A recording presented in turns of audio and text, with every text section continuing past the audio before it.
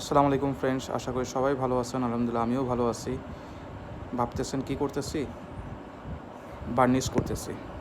এই ফার্নিচার আমার বিয়ের প্রায় অলমোস্ট 9 বছর হয়ে গেছে আলহামদুলিল্লাহ।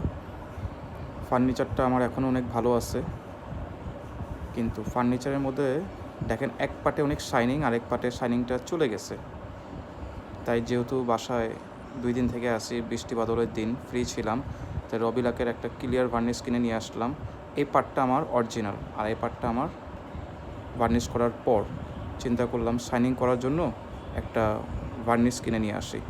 রবিলাকের ক্লিয়ার ভার্নিশ নিয়ে আসলাম, মাশাআল্লাহ নিজেই করতেছি, সাথে আমার ওয়াইফও আমাকে হেল্প করে দিল, থ্যাংক ইউ তোমাকে।